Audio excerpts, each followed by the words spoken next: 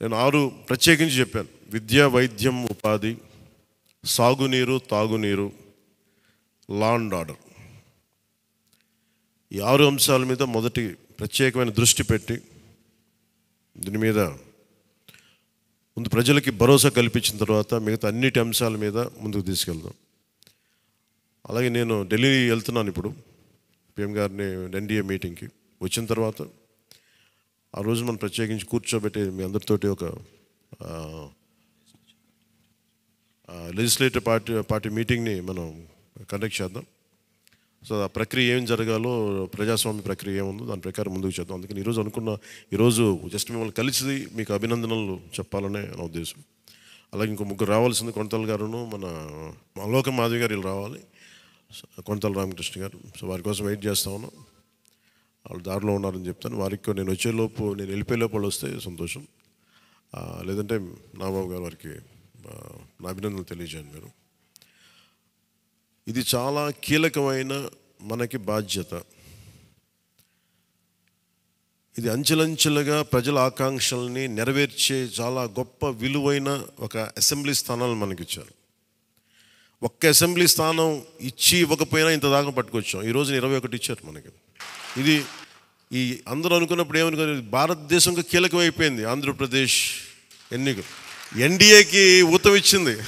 అంటే మనం ఇది చిన్నది, ఇది పెద్దదని లేదు.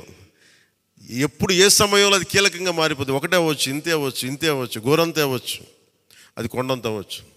ఈరోజు గోరంత విజయం అంటే చిన్న దీపం వెలిగిస్తే ఒక మొత్తం ఎలా వెలుగునిస్తో జనసేన గోరంత దీపం కొండంత వెలిగించింది ఈరోజు ఆంధ్రప్రదేశ్. సో మీ అందరికీ నా ప్రత్యేక కృతజ్ఞతలు. చాలా ఉత్సాహంతో పనిచేద్దాం. ప్రజలు మామూలుగా మనకు వెన్నుతట్టి చెప్పలేదు, బలంగా నిలబడమని చెప్పారు మనకి. మీ వెంట మేము ఉన్నామని. అని ఒకటే అనుకున్నాను, పవన్ కళ్యాణ్ గారికి ఎక్కువ మెజారిటీ, నాకు అందరూ పవన్ కళ్యాణ్కి ఎక్కువ మెజారిటీ వస్తుంటే నన్ను మించిన మెజారిటీలు వచ్చేసినాయి మీ అందరికీ. అది నాకు చాలా ఆనందంగా ఉంది. What a victory.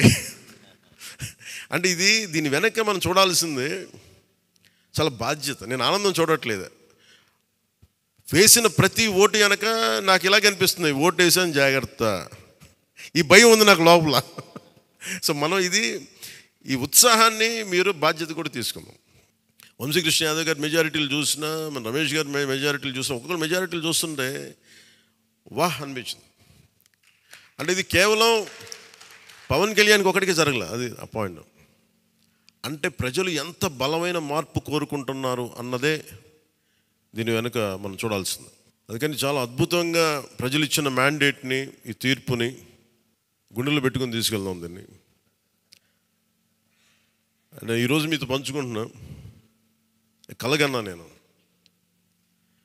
ఆంధ్రప్రదేశ్కి ఏదైనా చేయాలి. ఇందాక మా నాబాబు గారు చెప్తాను, మా నాన్న ప్రభుత్వ ఉద్యోగి, మా నాన్న ప్రభుత్వం జీతం తీసుకునేవాడు, రుణపడి ఉన్నదంటే. నేను కూడా చెప్తున్నాను, రూపాయి తీసుకున్నాను, సంపూర్ణ జీతం తీసుకుంటాను ఎమ్మెల్యేకి. తర్వాత నేను ఇవ్వాల్సింది ఇచ్చేస్తాను, అది పెద్ద పట్టించుకుని. కానీ ఎందుకు తీసుకుంటానంటే ఆంధ్రప్రదేశ్ ప్రజల సొమ్మును తింటున్నా ఆ బాధ్యత అనుక్షణం గుర్తు చేసుకోవడానికి. ప్రతి రూపాయికి రేపు పొద్దున నన్ను ప్రజలు చొక్కా పట్టుకుని నిలదీయాలి. అందుకని తీసుకుంటున్నాను. మీకు డబ్బులు ఇచ్చావరా మా ట్యాక్స్ పెయిడ్ మనీతోటి, నువ్వు ఎందుకు పని చేయట్లేదు అని ప్రజలకు హక్కు ఉండాలటడానికి కోసం నేను డబ్బు తీసుకుంటాను.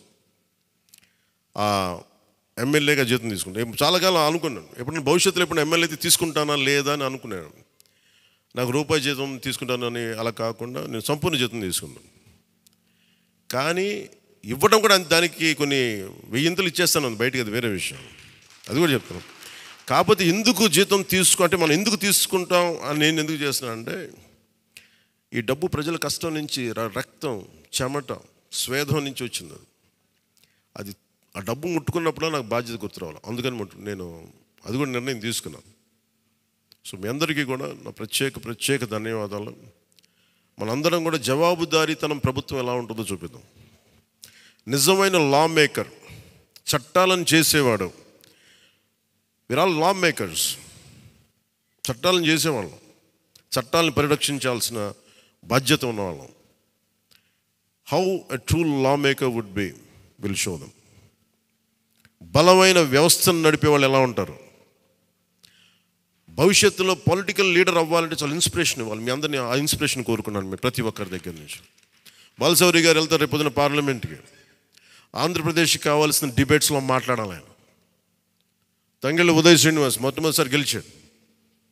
మీ బాధ్యత మాట్లాడాలి పార్లమెంట్లో, మర్చిపోకండి. పరిచయాలకి వీటికి కాదు, మీరు పార్లమెంట్కి వెళ్తుంది, పని చేయడానికి వెళ్తున్నాం. అది మట్టుకు మీరు ప్రతి ఒక్కరు ఆపాద మస్తకం కింద నుంచి పై దాకా మీరు మర్చిపోకండి బాధ్యత. అందుకే మీ అందరికీ నా ప్రత్యేక ధన్యవాదాలు తెలియజేసుకుంటే, మా నాయకులందరికీ ఇప్పుడు నాకు ఢిల్లీ వెళ్ళాల్సిన సమయం వచ్చింది, ఎన్డీఏ మీటింగ్ ఉంది. సో మీ అందరి ఆశీస్సులు తీసుకెళ్తాను, మీ అందరి నమస్కారాలు తెలియజేస్తాను. సో నేను రాగానే మళ్ళీ వచ్చి కలుద్దాం. అవినీతి కోటలు బద్దలు కొట్టాం, సరైన బలమైన పునాదులతో ఉన్న ఆంధ్రప్రదేశ్ అని ఒక సుస్థిరమైన కోట నిర్మించుకుందాం అని తెలియజేసుకుంటే మీకు ధన్యవాదాలు తెలియజేసుకున్నాను. జై జనసేన, జై హింద్. అధికారంలో భాగస్వామ్యం తీసుకుంటాం ఖచ్చితంగా. అది రెండింటి మధ్య ఎలాగనేది ఆ టెక్నికల్ ఆస్పెక్ట్స్ ఎలాగో చూడాలి. అది మీ అందరికీ నేను తెలియజేసుకుంటాను. అలాగే కేంద్రంలో కూడా మన ఆంధ్రప్రదేశ్కి కావాల్సింది చాలా కీలకమైన పరిణామాలు చోటు చేసుకున్నాయి. కాబట్టి ఆంధ్రప్రదేశ్ ప్రతి ఎంపీ చాలా బాధ్యత ఉంది. మన జనసేన నుంచి గెలిచిన బాలశౌరి గారికి కానీ, తంగెళ్ళ ఉదయ్ శ్రీనివాస్ గారికి కానీ చాలా బాధ్యత ఉంది. ఇది మీ ప్రతి కదలిక, మీ ప్రతి మాట ప్రజలు చాలా సునిశ్చితంగా పరిశీలిస్తారు.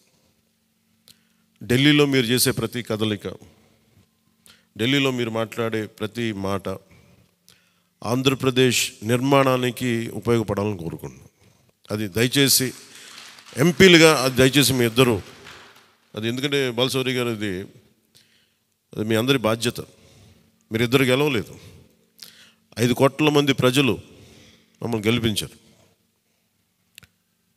అందుకని మన ఎమ్మెల్యే నేను కూడా అద్భుతమైన మెజారిటీ తోటి గెలిచినందుకు ముఖ్యంగా మనకి ఈ ఒక తీర్మానాన్ని ముందు ఒకటి ప్రవేశపెడుతున్నాం. మరి మీ అందరి ఇది చెప్పండి. పాపం వెన్నంటే ఉండి పిఠాపురంలో జనసేన గెలుపు కోసం, నా గెలుపు కోసం కృషి చేసిన వర్మ గారికి ప్రత్యేక కృతజ్ఞతలు. వారికి అందరూ వర్మ గారికి చాలా చాలా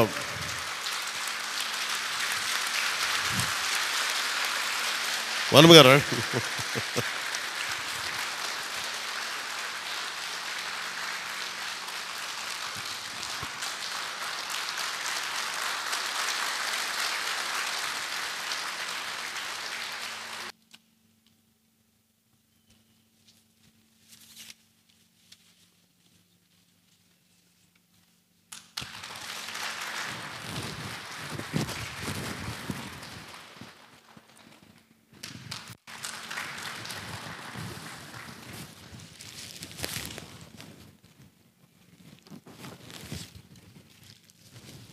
మన కోసం పనిచేసిన తెలుగుదేశం వర్మ గారిని ఇది గుర్తించడం అంటే మన కోసం పనిచేసిన తెలుగుదేశం నాయకులందరికీ, భారతీయ జనతా పార్టీ నాయకులందరికీ కూడా నా పార్టీ తరపు నుంచి ప్రత్యేక కృతజ్ఞతలు.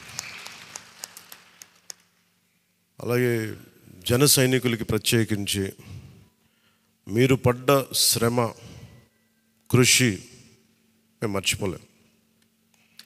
మమ్మల్ని గుండెల్లో పెట్టి చూసుకుంటాం.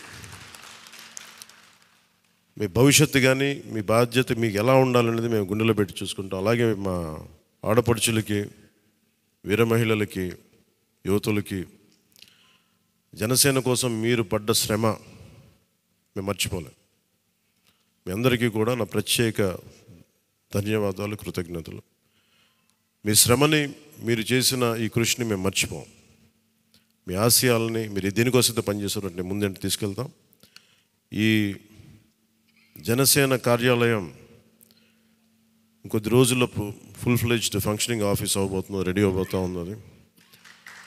మనకి రాష్ట్రంలో ఈ నలుమూలలు ఎవరు వచ్చినా కానీ దానికి తెరుచుకొని ఉంటాయి తలుపులు. ఇప్పుడు నా కోరిక ఏంటంటే 24 గంటలు పనిచేయాలి ఆఫీసు. అపరాత్రి అర్ధరాత్రి అని లేకుండా ఎవరికి ఏ సమస్య వచ్చినా అది ఉండేలా చాలా కష్టసాధ్యమైన విషయం. కష్టసాధ్యమైందే సాధించాం ఈ రోజున.